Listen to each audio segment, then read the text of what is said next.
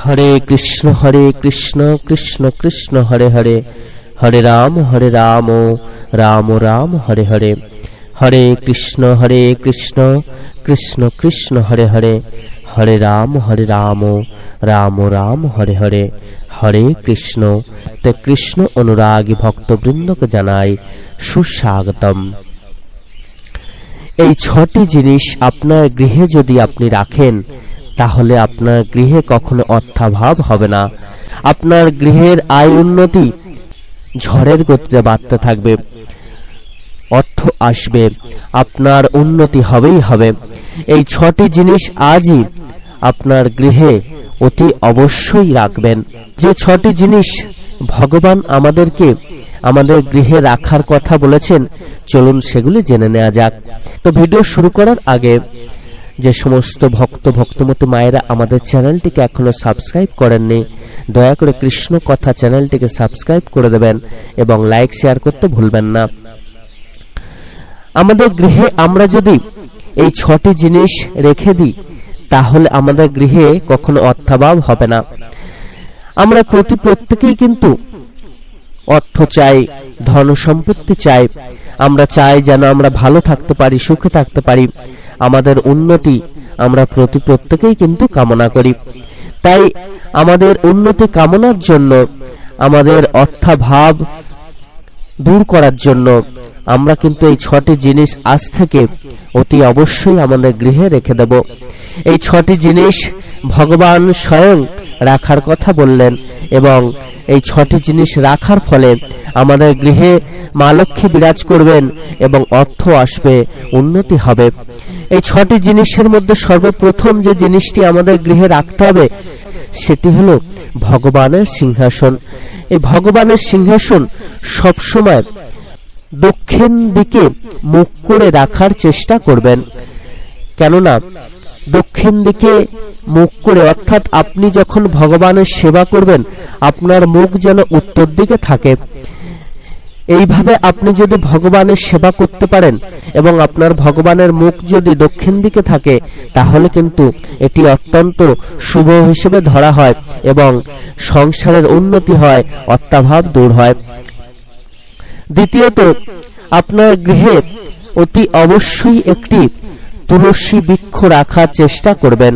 তুলসী মঞ্চ যদি রাখতে পারেন তো খুবই ভালো, কিন্তু তুলসী মঞ্চ রাখার জায়গা যদি না থাকে তাহলে ছোট্ট একটি কিছুতে করে একটি তুলসী বৃক্ষ অতি অবশ্যই রাখবেন এবং তুলসী বৃক্ষে রোজ একটি করে ধূপ অন্তত দেবেন এবং তুলসী বৃক্ষের চরণে প্রণাম নিবেদন করবেন। তুলসী গাছকে নিত্য জল প্রদান করবেন, তাহলে কিন্তু আপনার সংসারে মা লক্ষ্মী বিরাজ করবেন এবং আপনার সংসারে আয় উন্নতি ঝড়ের গতিতে বাড়তে থাকবে।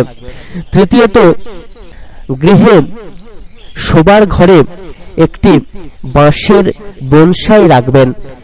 যে ছোট্ট বাঁশ গাছের বনসাই পাওয়া যায়, এরকম একটি বনসাই কিনে আপনার শোবার ঘরে মাথার দিকে রেখে দেবেন।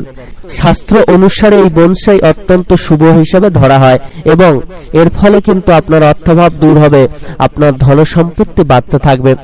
চতুর্থত, গঙ্গা মাটি। আপনার ঠাকুরের সিংহাসনের পাদপদ্মে, আপনার ঠাকুরের সিংহাসনের এক পাশে গঙ্গা মাটি কিছুটা রেখে দেবেন।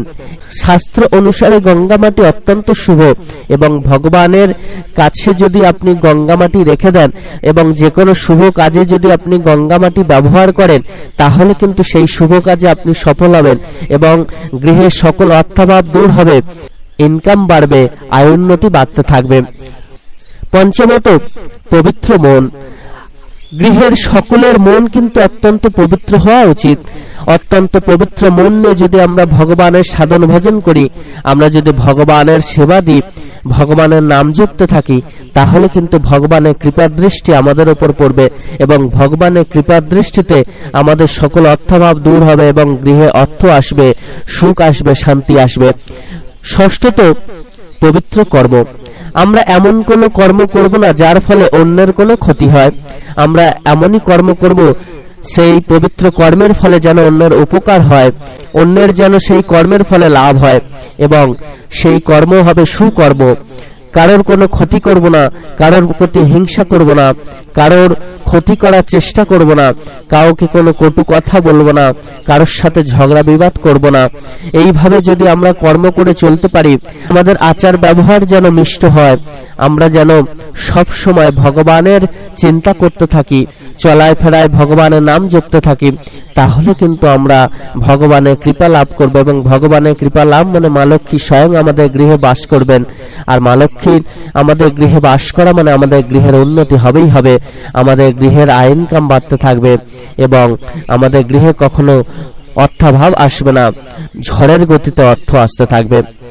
সকল ভক্ত ভক্তিমতী মায়েরা, আপনারা প্রত্যেকে ভগবানের বলা এই 6টি জিনিস অতি অবশ্যই আপনার গৃহে রেখে দেবেন এবং গৃহে রাখার ফলে আপনার যখন সকল অর্থভাব দূর হবে তখন ভগবানের চরণে প্রণাম নিবেদন করে এবং ভগবানের চরণে রোজ ফুল তুলসী পত্র নিবেদন করবেন, প্রণাম নিবেদন করবেন, তুলসী মঞ্চে একটি করে ধূপ নিবেদন করবেন, তাহলে কিন্তু আপনার সংসারে মা লক্ষ্মী বিরাজ করবেন এবং কখনো আপনার চিন্তা করতে হবে না, আপনার সংসারের আয় ইনকাম হু করে বাড়তে থাকবে। সকল ভক্ত ভক্তিমতী মায়েরা, আপনারা প্রত্যেকে খুব ভালো থাকবেন, সুস্থ থাকবেন, সুন্দর থাকবেন। ভগবান শ্রীকৃষ্ণের এইরকম অমৃত কথা শোনার জন্য আমাদের চ্যানেলটিকে অতি অবশ্যই সাবস্ক্রাইব করে দেবেন এবং লাইক শেয়ার ও কমেন্টস করে আমাদেরকে উৎসাহিত করবেন। ধন্যবাদ।